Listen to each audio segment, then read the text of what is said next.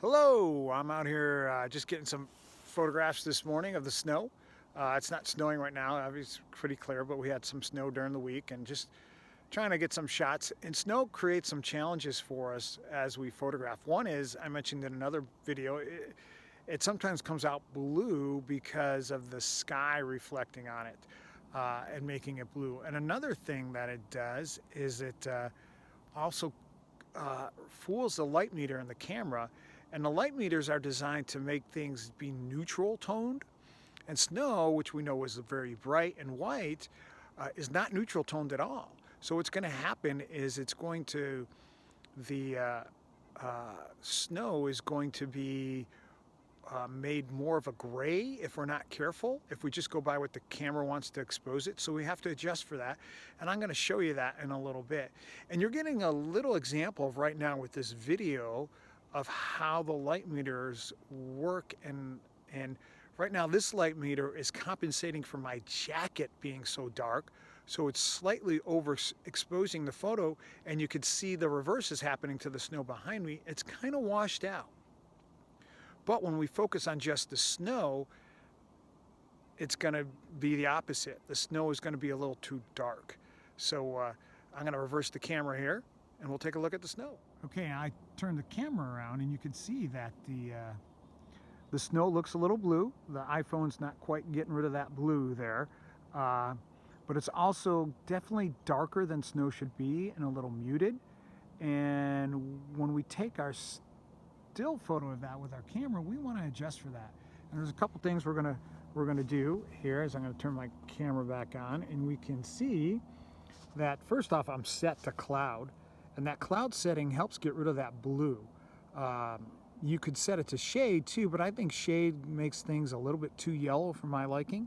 So I like to put it on cloud, whether it's in a shade or it's a cloudy day. And you can see I'm also set there on raw, and that raw will help make that, we could do a little white balance adjustment later if we also choose to do that. So that gives a little flexibility in that, as well as in the exposure as it does. So right now I'm going to take an exposure, and we're going to see how the snow is not quite exposed correctly. 2-second delay on that. And we're going to go here, and I'm going to press my play button, and you can see this spike right here? I like to call that a snow spike. And that snow spike should be over to the right a little bit more, because that's the representation of our snow on the histogram. So it needs to be over to the right a little bit. In order to do that, we're going to take our exposure compensation, which is right here, and we're going to move it over about 2/3 of a stop for this situation. Sometimes you'll have to move it more, but I think looking at that histogram, that might be about right. So I'm going to take this shot, and we're going to go over here and look at it, and see now that snow spike is over more to the right, and we're not losing anything on the right, just a little bit, but we should be able to pull that off in raw, and we'll be good to go. Now you could do this HDR, but often snow scenes, or else they're in the bright sun, don't have much contrast to them, so HDR could be a little bit too much to do HDR on it.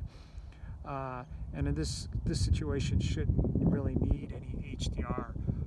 We should be good to go with that. So anyways, that's a little lesson there on how to use the exposure compensation for snow. And sometimes I've been in situations, I want to say this before I leave, that I have to take that all the way to there, or even here, to get that snow to come out correctly. But in this situation, just because the lighting the way it is, we don't have to go that far. But if you're actually photographing when it's snowing, on a snowy day, you may want to take that and move that exposure compensation all the way over there to about 1 2/3. So maybe that's another video when I get out on a snowy day. So, alrighty, have a great day, and remember, visit the website visualverse.thecreationspeaks.com. Visualverse.thecreationspeaks.com.